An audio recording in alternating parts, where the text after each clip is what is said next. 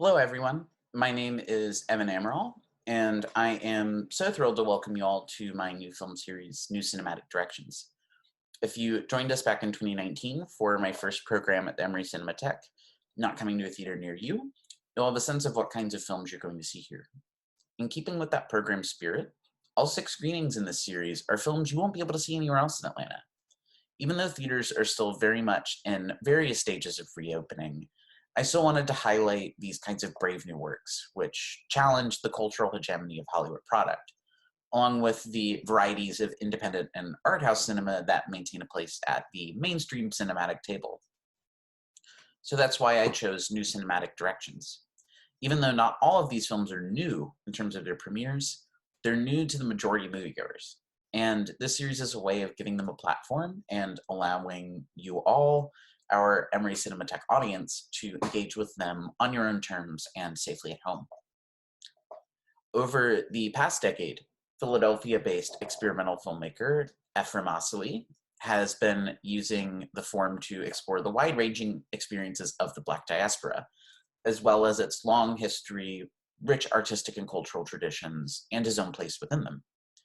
From 2011 to 2017, his 5 short films, Forged Ways, American Hunger, Many Thousands Gone, Kinda, and Fluid Frontiers all make up his project, The Diaspora Suite. In each of these films, Asili plants the viewer at a specific important location in Black diasporic history, creating unique rhythms out of footage he shot in far-flung places including Harlem, Ethiopia, Philadelphia, Brazil, Ghana, and Jamaica.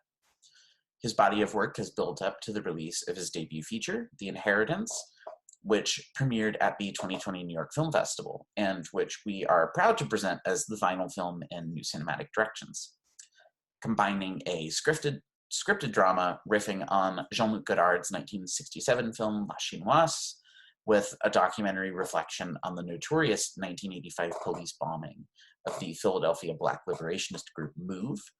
The Inheritance explores past and present generations at a crossroads.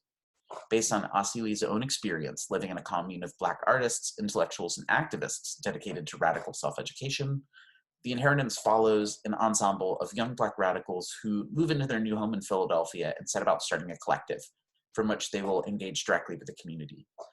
From here, a rich set of characters emerge as we watch them negotiate how to create this new world for themselves and how to translate that into viable community action. Pulling from a vast archive of texts and historical figures, Asili frames the film as a journey through the library of one of the members' grandmother, who has left behind an inheritance of books, records, and literature for the collective to engage with. Similarly, Asili features appearances by poet Sonia Sanchez and surviving members of MOVE, who imbue the scripted narrative with true recollections of struggle, passing it on to the characters in the film and onto us. From non-actors to professional actors, from script to improvisation to documentary, Asili forges an energetic collage of Black literature and art as it evolves from one generation to the next and takes physical form in the media objects inherited by the film's characters. In an interview with Ella Bittencourt at Movie, Asili remarked on this process. I collect all this stuff, and from the beginning, the idea is to get them back into film and to share the experience. In documentary, there's this term B-roll, from when you're not shooting the subject, which I hate. I hate the idea of a cutaway as if it's a break. Why do we place this hierarchy on things? For me, the objects that would normally be considered cutaways are as important as actors or as anything else. As far back as I can remember, the one thing I wanted to be was an archaeologist.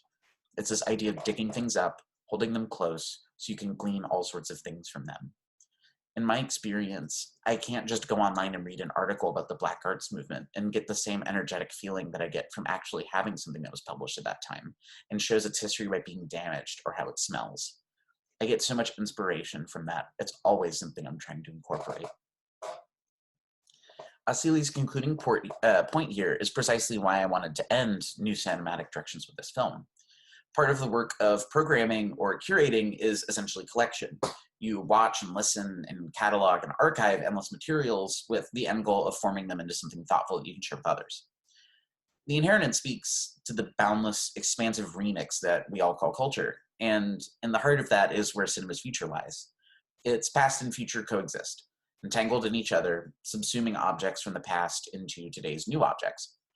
When the work of imagining a better future arrives, often the answer is looking to the past and creating something for us now. So I especially hope that my fellow students out there, especially those of you who have taken this entire journey with me through new cinematic directions, can find in this film a guiding light for how to reconcile our turbulent present and the endless archives of our past. Only by bringing them into direct contact can we all see a direction forward. Please do consider joining me and your fellow viewers for our open discussion of this film and the final event of this whole series on Friday, March 19th at 6:00 p.m. Eastern Time. Thank you for taking this journey with me and with those of us at Emory. And I would like to thank the Emory Department of Film and Media for making all of this happen and allowing me to put together such a program for all of you. And please do enjoy Ephraim Vasili's The Inheritance.